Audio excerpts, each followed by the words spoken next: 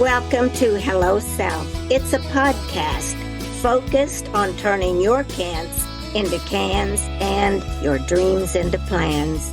I am your host, coach, and author, Patricia Leonard.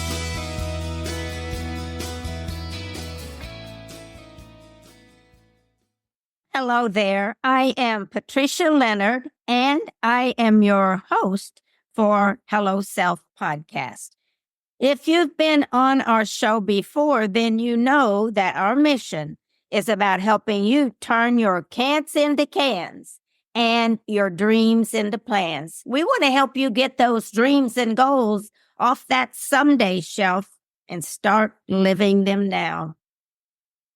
Recently, I have been putting a podcast out on Hello Self with regard to the law of attraction around relationships. And this podcast tonight is series number 6. And the title of it is, What is Love? Now, just in a quick review of series 5, we talked a little bit about the components of communication and that communication is a fundamental pillar of any relationship. We talked about 3 basic aspects of effective communication. They're threefold. The first one is a speaker. The speaker has the responsibility for introducing or sharing an idea or a topic. Then the second aspect of communication is a listener. And a listener's role is to receive and observe the information. And the third aspect of any communication is the information shared. So as a listener, your responsibility, as we talked about in series 5, is to receive what is being given to you by the speaker and observe that. And then communication can happen after that because then there's an interaction. Tonight, we're going to talk a little bit about what is love. And you're going to find out, which I did as I was doing some research on this, love is very difficult to define. And here's what I'd like to do is start this series on what is love from the Bible. So what does the Bible say about what love is? Here is the quote from the Bible. Love is patient. Love is kind. It does not envy. It does not boast. It is not proud. It does not dishonor others. It is not self-seeking. It is not easily angered. It keeps no record of wrongs. Love does not delight in evil, but rejoices with the truth. It always protects, always trusts, always hopes, and always preserves. So you can see, as we were talking about communication, it filters over into the aspect of love. So if we love somebody, we're going to hear what they have to say, and then we're going to observe and create a communication about it, or at least have an interaction. And not to boast, not to put somebody down, but to remember love is kind.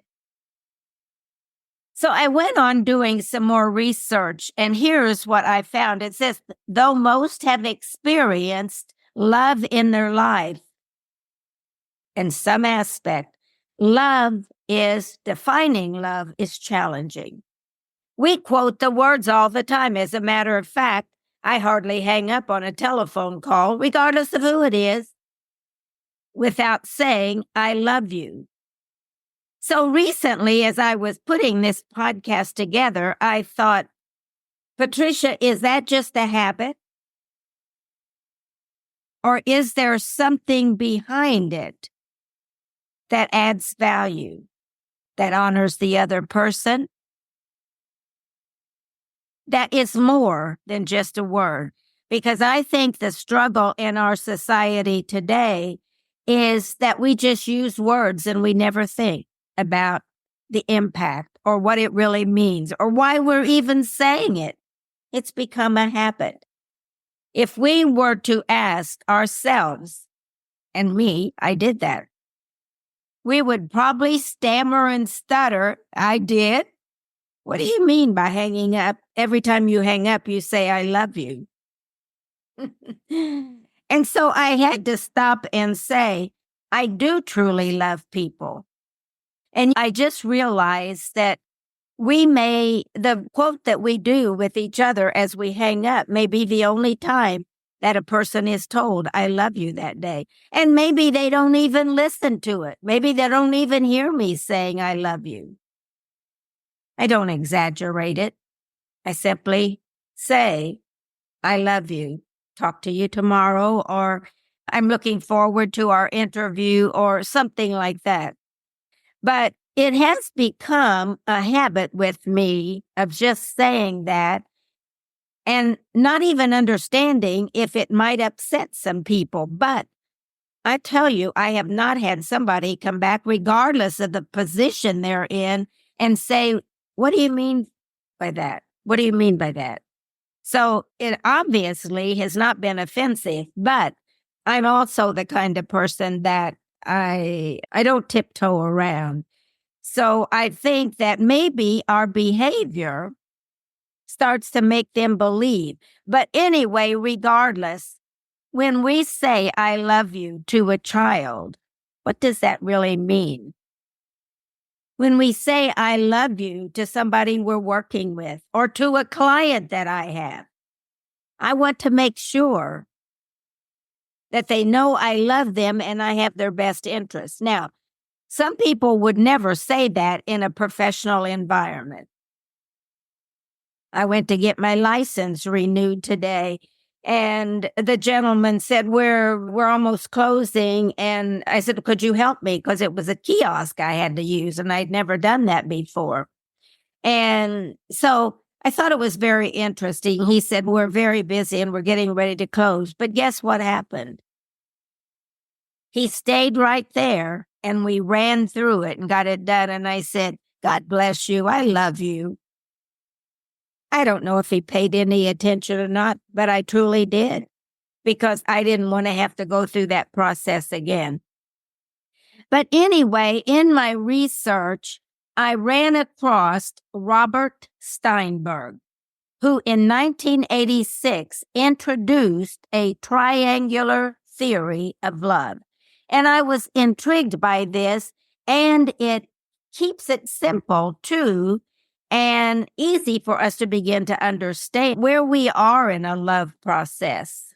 And he talks about 3 different aspects of it. He is one of the most influential psychologists of the 20th century, best known for his groundbreaking research in intelligence, love, creativity, and cognitive styles. He has the gamut of the things that we need to think about. What is love? Creativity.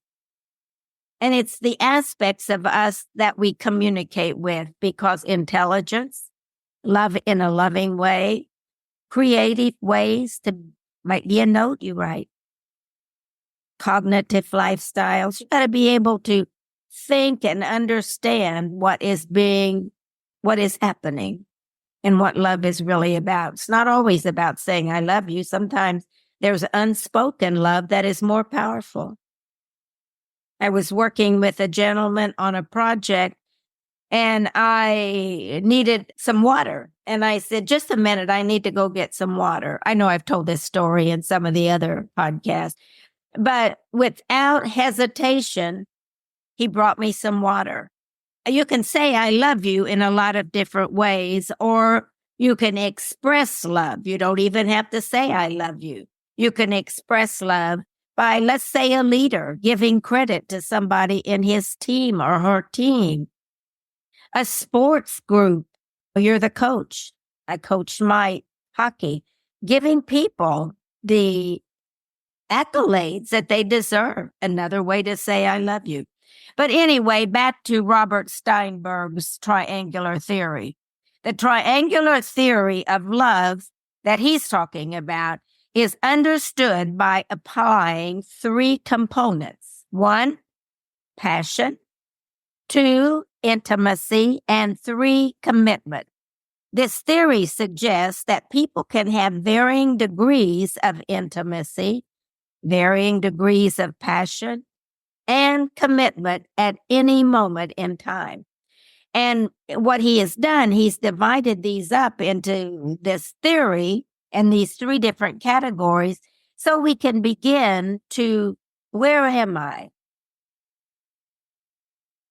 If you're thinking about a relationship with a partner or a friend or something, the intimacy part, you might, and we're going to describe each of these, but you might be able to say, or the passion part, let's just take that one first. You might be able to say that you guys are passionate about the same kind of thing. I love sports. So I like to be around people who love to watch sports.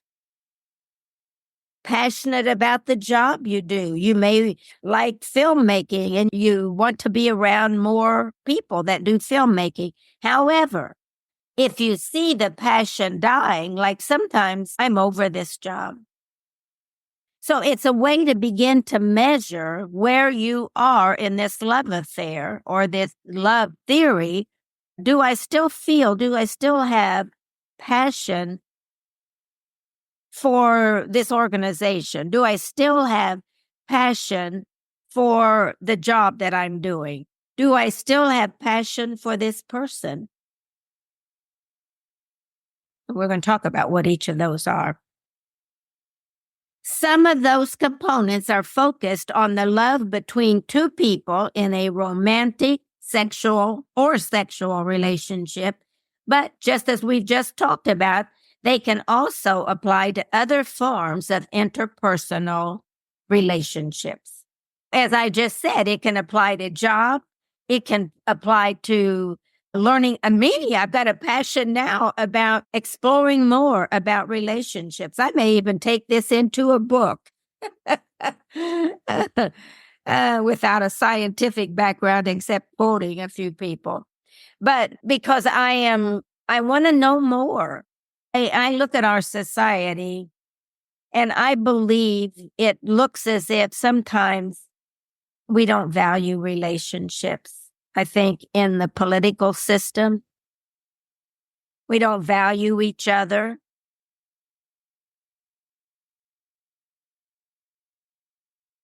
I just think that love, if we could really understand what love is, we could begin to communicate, as I told you in the first one, series number 5, we could communicate more effective.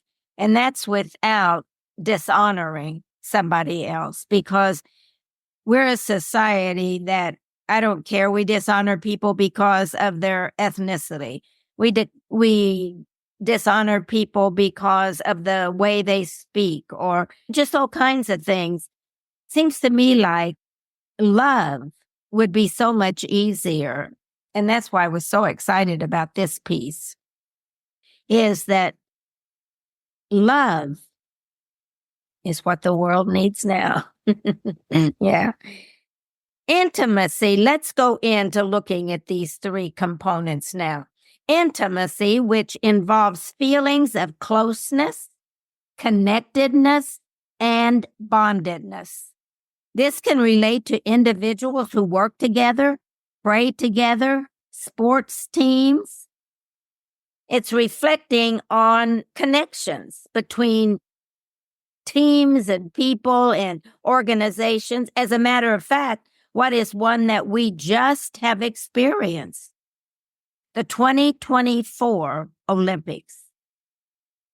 Those individuals on those teams yell for their teammates as much as they do for themselves.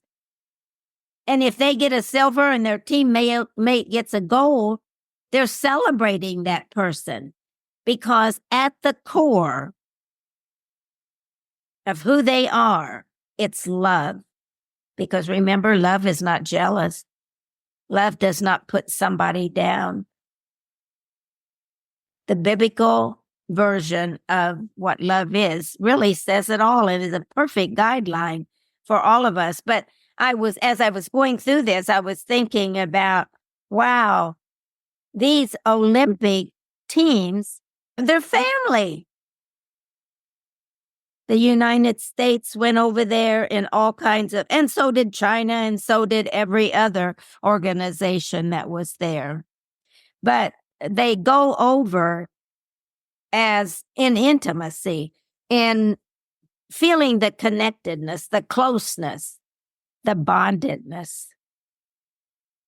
Then the second theory that he talked about in the second component in the theory of love is passion. And passion, which involves feelings and desires that lead to physical attraction. So it might be that, let's take the gentleman that gave me the water. I saw him in a different way after that. So sometimes that can lead to physical attraction, romance, because what you do is you experience something at a deeper level. And Steinberg calls that passion. So it says that it can lead to physical attraction, romance, and sexual consummation, and may begin with closeness, connectedness. So the first of it, the intimacy, can be the real introduction to seeing something deeper in one of your teammates or one of the people you pray with at church or somebody that you're in a class with or you play pickleball with.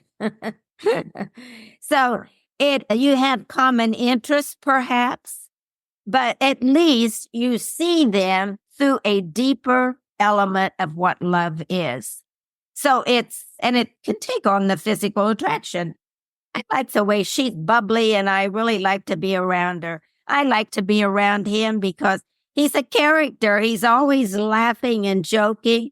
Or I like to be around this individual because I see them as very intelligent.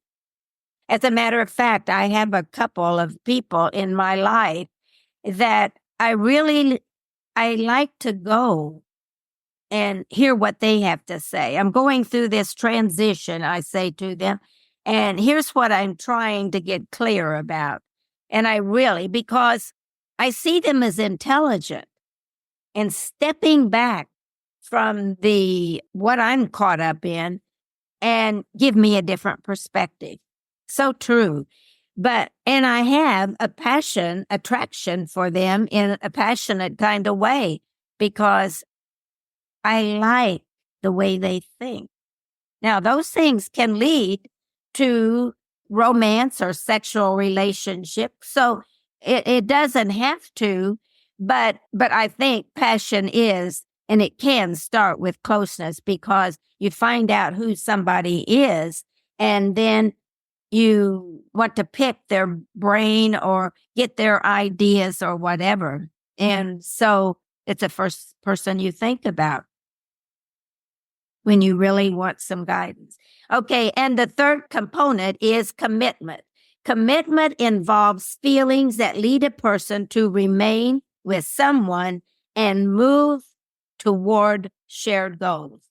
So the commitment, which makes sense, is the intimacy, you feel close to them or you feel some kind of connection. Then passion, you start to notice them physically, intellectually, and maybe a part of a group. And so we tend to move toward a tribe of people that we enjoy who they are and what they represent. Then to commitment. So commitment is when you talk, communicate effectively, and You find you have shared goals. This level can escalate to a deeper meaning and involve a deeper level of commitment between two people based upon the components of intimacy and passion. So based, it doesn't always have to. So sometimes it can just be that the commitment is to help them with some of their goals. It doesn't always have to be a relationship. It doesn't always have to be a sexual or romantic relationship. And that's why I like his theory, because it is not always focused on lust or sex or whatever. But it is focused on three particular components. That way we can sort through a lot easier, and we're not asking ourselves, am I in love with this person or what's going on? It doesn't mean you aren't, but it causes you to explore a little bit more. So finding a balance between the psychological need for sex and the need for love is essential. And the complete absence of all of these three components is categorized in non-love. And we're going to be talking a little bit more about some of the components of love that he talks about. This is a triangular love theory. A love triangle is not the same thing as a triangular theory of love. So a love triangle. In a love triangle, three people may either be involved in a polyamorous relationship, or two people may compete for the love of a third person. So his theory is not about that. It's about individual components of what he describes as love. And I like that he separates these and gives us a clear understanding of what his theory is. Now, Steinberg says that these three components of love interact, and I think you're starting to see that interact in a systemic manner. The presence of one component or a combination of two or more components creates 7 kinds of love experiences. So you can have two or three of these, then it gives you a different combination of experiences. And we've just been highlighting a little bit about that. So the presence of one component or and I'm going to give you what he talks about, some of the components, or a combination of two or more components creates 7 kinds of love experiences. Now, here's what he says are the 7 love experiences. He says, 1, friendship. It's a component of liking. Infatuation, you can start to see. So we get infatuated with somebody. Empty love. We don't understand. Now, in the next series, I'm going to cover all of these components, or I'll write a paper about it that you can get through me. But empty love, and we'll describe what that is today, just for the sake of the things that I'm trying to cover in this podcast. We'll only highlight one. Romantic love. And so you can see it might incorporate 2 or 3 pieces of the components that he describes to get to that experience. So it might be intimacy, and then passion, and maybe commitment. So you can begin to see that these different levels of love experiences might take 2 or 3 of those components, or might only deal with one. Okay, another one is companion love.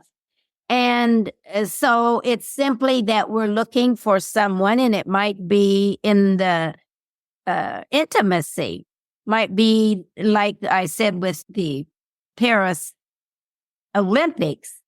It just might be that we want to be we just want to be a companion with them. Or We just want a companion in our lives to travel with, someone that we can have dinner with.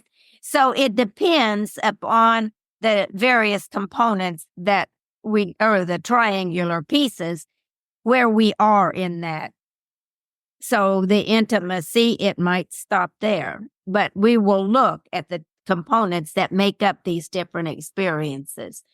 Then the next one is fatuation love. So you've got a fatuation type of love, and you can begin to guess where these fit in. Does that take in intimacy and passion or commitment? So we're going to go deeper in these, but I wanted you to at least know what he's talking about in the 7 experiences of love. And then later on, either in a paper or another podcast, we'll talk about what the components of each of these require. And then consummate love. You can begin to see that the 3 triangular theories of love that he's got covers a broad understanding of relationships and friendships. So you can be in a relationship with somebody and you can have 2 components. You can be in a relationship that there is no love and it's just more about the intimacy portion. Or it could even be the passion without love in it, just attractiveness to the intelligence of someone. So we'll go into all of those. But the thing I like about his theory and these experiences, it helps us to make sense. Am I in love? The first one I did was, is attraction love? What is it? Are we in love with somebody when we're attracted to them, or is there an element of love? It can be, depending upon the components. But I think it helps you stop for a moment, and because I think sometimes we jump into what we think is love. Whoa, love. And we don't really know what it is. When you're a little one, a teenager, you have these little lovey things. But let me tell you, when you grow up, I've experienced that recently in my own life, that I ask myself, is this love I'm feeling? I'm so confused. That's why I'm doing these relationship parts, because I want to learn more. I want to learn more. And then I can deal with relationships in the more proper alignment based upon his theory only. But I think I can rationalize in my mind, Patricia, you're just fascinated because that guy is a fabulous tennis player and you're attracted to him because of that. Doesn't necessarily mean I'm in love with him. And I think a lot of times we get love all confused, and then it ends up in heartbreak, or we don't want to talk about love because, they'll take the wrong idea and then it'll just create nothing. But so people in relationships hesitate to say, I love you, because what does it mean to the other person? Remember, effective communication. So if somebody says, I love you, maybe you say, what do you mean by that? If you say, what do you mean by that? Then it starts another communication blunder or detail to go into. So I think that not trying to create something out of it, but just knowing where you are in the intimacy, the passion, or what was the third one? How did I forget that? Commitment. Yeah. So I said I would cover one of these experiences he's talking about. So let's explore the first one, and we'll cover the remainder in a later, or I'll either write a paper about it that you can get through one of my podcasts, and I'll put my emails and stuff out there, my website. Okay, friendship. The components of friendship is liking. Remember, we said that all of these experiences engages one or two or three components of his triangular love theory. So in friendships, components there are liking. We'll like and we'll share messages and we'll like the person and we want them on our team, not because we love them, but we like them. So we become friends. So this type of love is when the intimacy or liking component is present. So that's the very first of his components or theory, triangular theory of love. But feelings of passion and or commitment in the romantic sense are missing. So in friendship, it's just the component of liking. And sometimes we have a hard time beginning to, is this a friendship or a love affair? Oh, we're a complicated society, aren't we? Humanity. But anyway, so the romance and the passion or commitment in the romantic sense are missing. Friendship love can be the root of other forms of love. However, it can begin there. You're a friend and you like to go to the theater. So you go together. And maybe the third or fourth time you go to the theater, you think, dang, I really like sitting beside this person. And I love our conversations afterwards. But you like someone for their kindness. Remember, that's exactly what started me on relationship. And I asked myself, am I attracted to that person or not? I was all confused. You like someone for their kindness, playing tennis. See, I like you as a partner. Their personality, pickleball. My girlfriend's so into pickleball. Or watching the Olympic Games, that I'm referring back to then, because they will cheer as much for the person that's on their team as they will themselves. It's a friend and it's a liking. And when I like you, I want you to be a winner too. I want you to feel good about what you're doing. And we may be on the same team, but I may not be very good that day.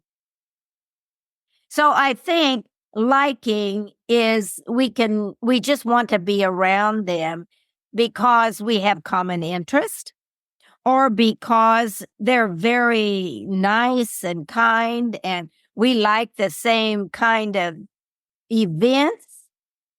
We have a lot of common values. So friendship can be at that point right there. You just hang with them, regardless of what age, whether you're a teenager or a 6-year-old.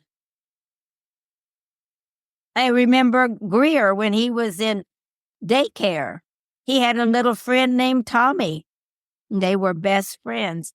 They liked each other. We went on vacations together, and liking is, to me, it's a great place to start, because if we start in the middle on some of the other things, and we can have passion and liking, friendship at the same, or intimacy at the same time, because remember, it just takes it to a deeper level. Friendship is the kind of things that it keeps it out of the intimacy and keeps it out of the sexual. Doesn't mean that it doesn't exist. It just doesn't, it's not where its focus is. The focus is we just like hanging. Or sometimes we just like to have a quiet dinner and sit and do nothing, not look at our cell phones. But maybe just talk about a situation that we both have common interest in. So you can begin, I hope that you begin to see how this all fits.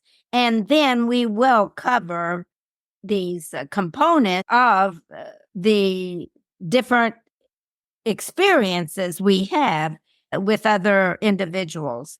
And out of intimacy, passion, and commitment, we can see that there's all kinds of relationships or friendships or experiences that we can experience. Yeah. Consummate love is made up of three components and is the total form of love. And we will cover that a little bit more. It represents an ideal relationship. So that says it's covering all of these various components that we just talked about: intimacy, passion, and commitment. Okay. Knowing how the components interact may help highlight areas that may need improvement. So that's why I think Steinberg did this. We have an opportunity to heal ourselves around love if we know where to pinpoint what's going on. And he says, for example, that the passion, let's say the passion has gone out of a relationship. It doesn't have to be a sexual or marriage relationship. It can be a relationship that you're on a team and the passion has gone out of it. Or it can be the passion for your work. I don't have any passion about this job anymore. I'm just ready for something else. So you don't love it anymore. You don't love doing the job. You don't love doing the work. So you can see how these can go, because it's your relationship with work. Everything we are is about the relationships that we experience with where we live, with the people we experience, with the work we do. You see what I'm saying? What is love? It's much more than sex or lust or romance. However, he points out that it's good if we've got something to measure it against so we don't get all lost in what we think is love, and it's really attraction to the work the person does or the way they manage, the leadership styles they have.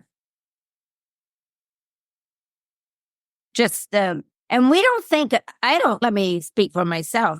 I don't think about that often, but I have really started thinking about that now. I go to the gym and I think about the relationship that I have with those young people at the front desk.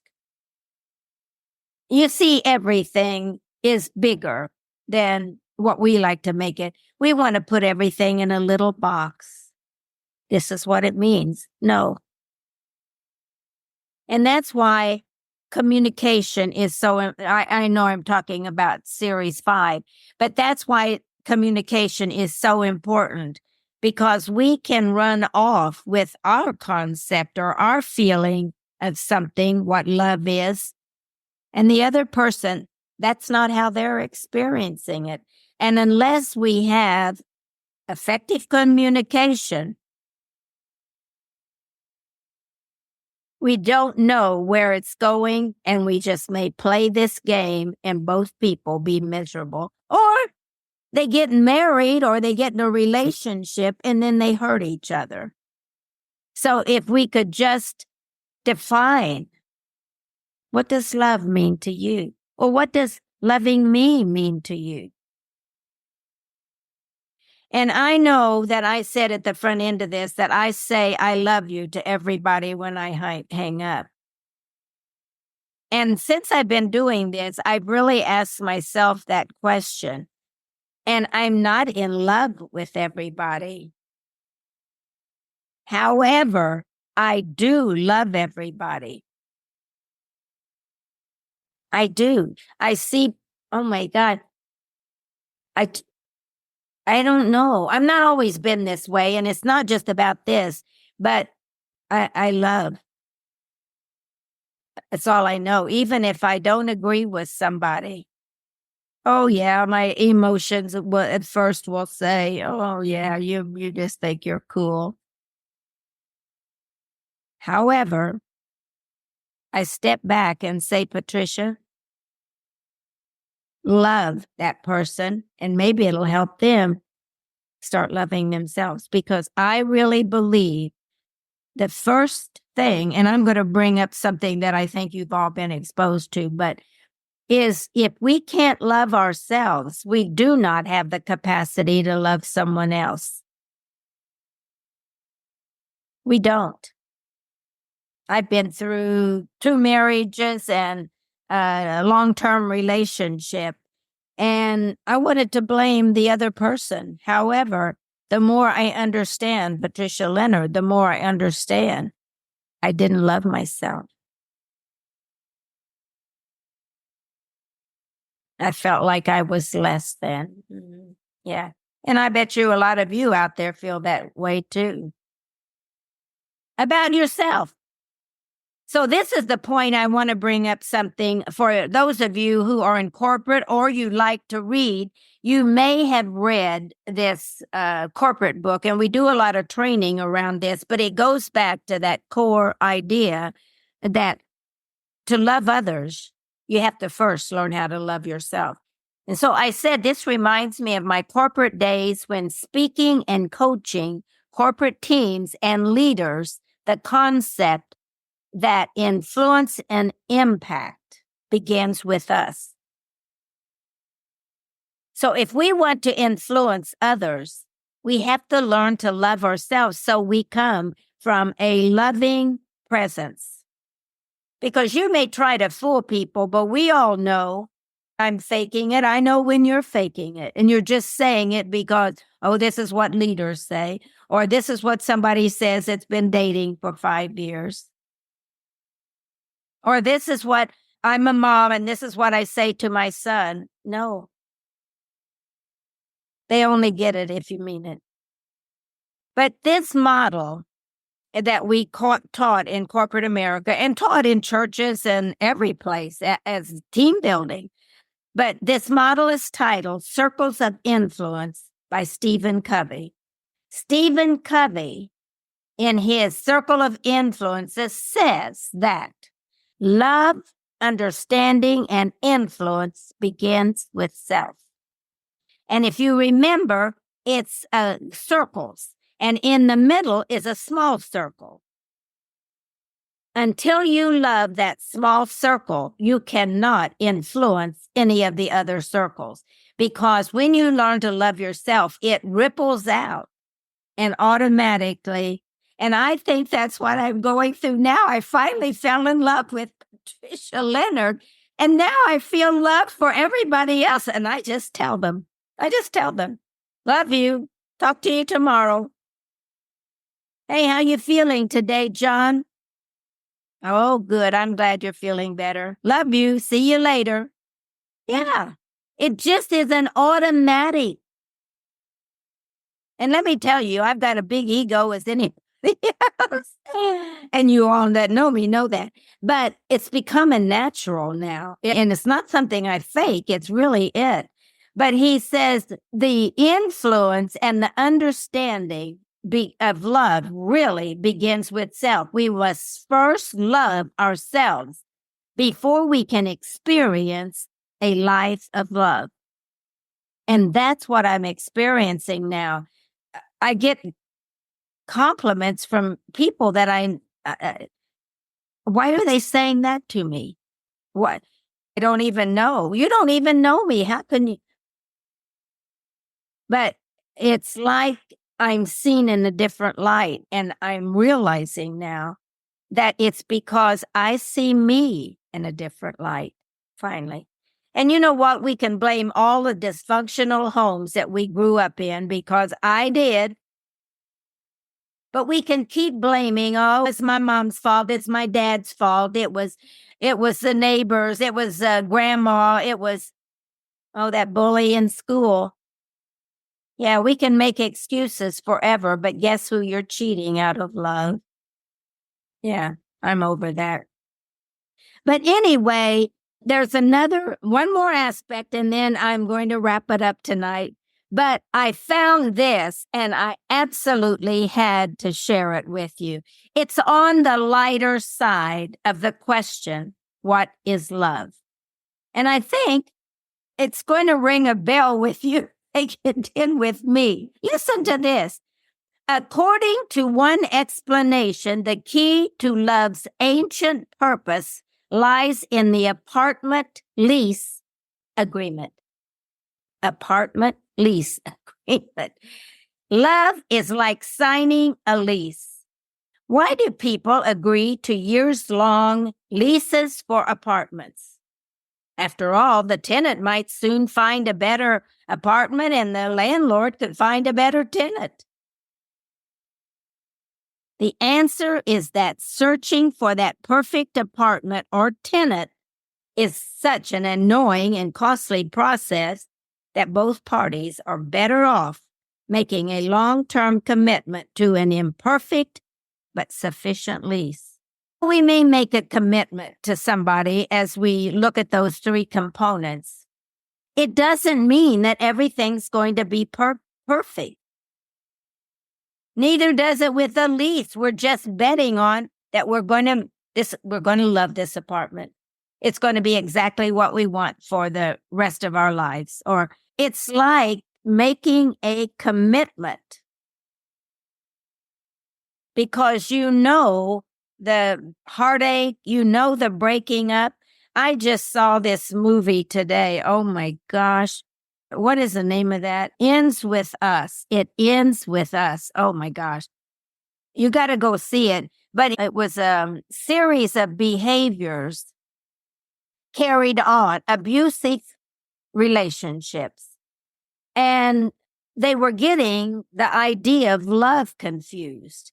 So do you take abuse because you love the person?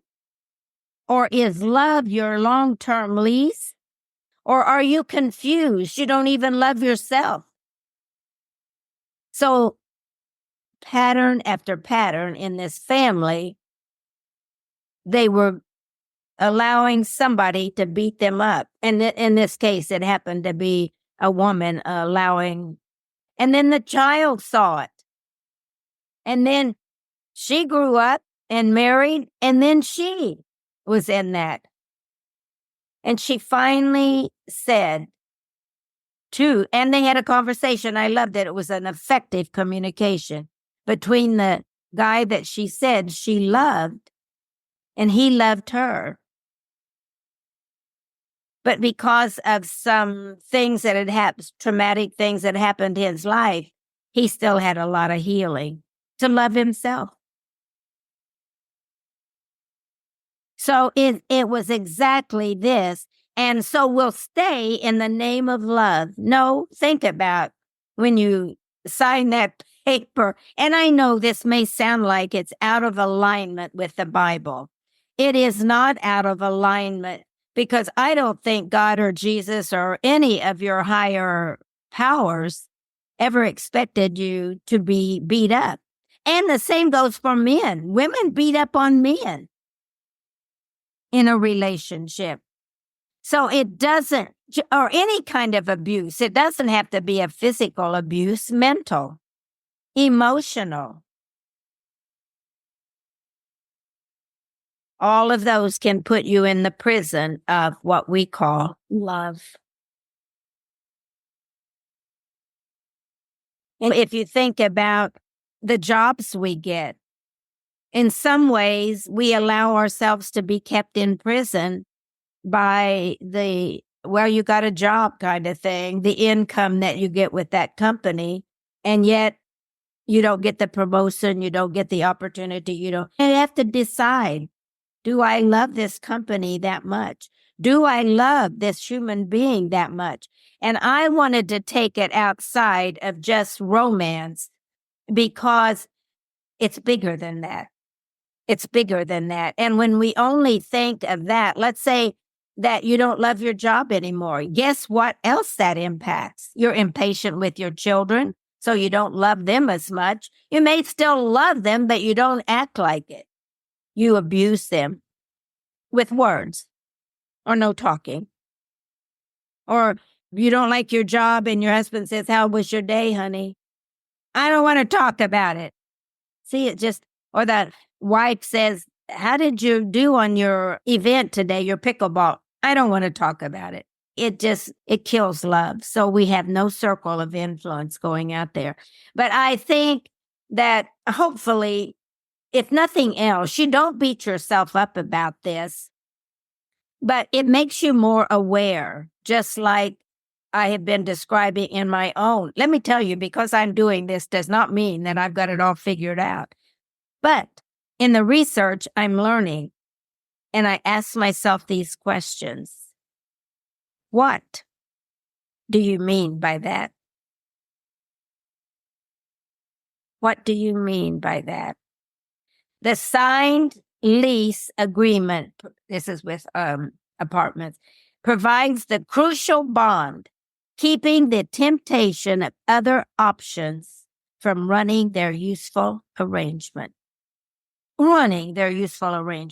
So you see what happens when you've made a commitment on a lease. You're not going to fall for, we only charge this here, and we give you free Wi-Fi. And so you're going to be torn.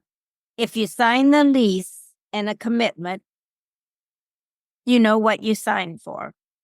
And don't be ripping yourself apart all the time and tearing that love down.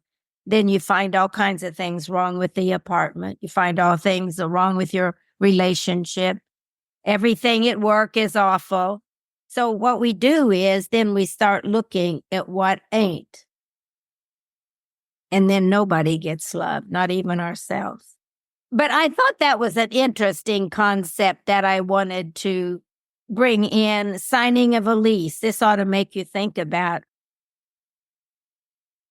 when you do commit something to somebody and you say, I love you. What is that lease about? Yeah, what's that lease about?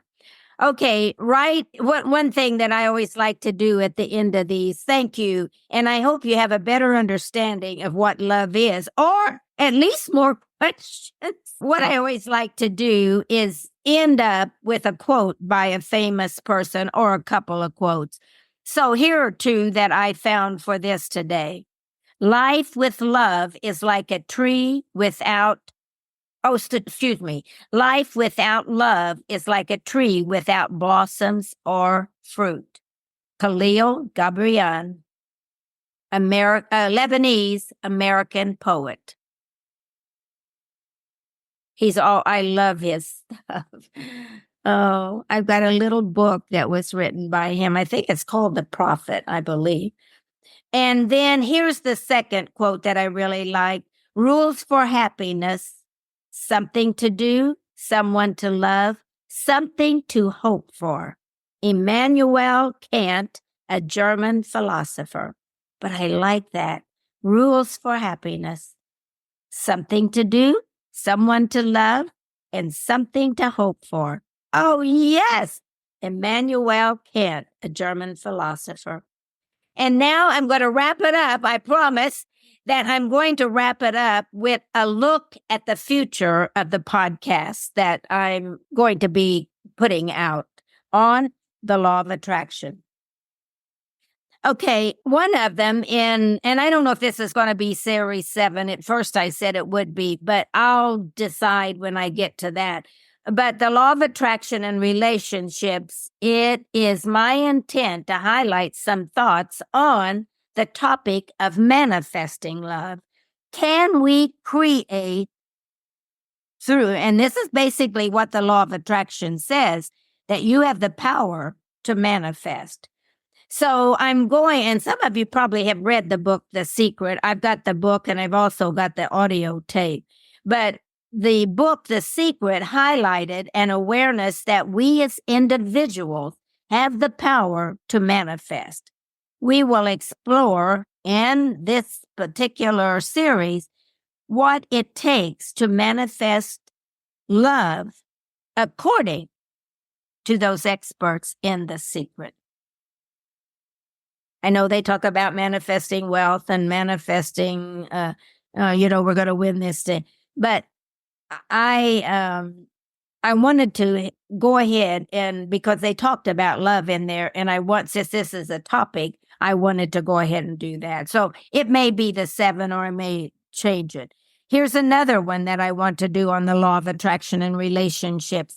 What does age have to do with it? And I just started looking at some research on that, and you're going to be shocked because in this day and age, just like Cher, there's a big gap between I think 30 some years between, or maybe even 40, between she and the man she dates. And you may say to me, oh, that's Hollywood. No, I have a friend that they've been married for 30 some years now, but he's 25 years younger than her. But he said, I love you. So 5 years, she said, no. And I said, are you still happy? She said, yes. And we're retired and we don't fight. Oh, and another one I want to do, and I'm going to do, the future of love in the digital age. So what is this going to do? What's the digital age? How's it going to change what we call what is love in the digital age? So thank you for being here tonight. I hope you had as much fun as I did in presenting this series 6 on what is love. And we've only begun to touch some of the pieces, but I want to get some other topics in too. So we may jump back to this and talk about what love, the different experiences we can have with the different components of love. So in closing, I am Patricia Leonard, and I am your host on Hello Self Podcast. I'm so grateful that you were here and so hoping that some of the things that I share in my research and in my own stories make a difference in your life, because I believe that in every story, there are many gifts and lots of glories. And what I always say when I'm closing out is keep dreaming. Thank you for joining Hello Self today, and may it offer insights and inspire you to stay on your runway to success. Like, share, and subscribe. And remember this, keep dreaming.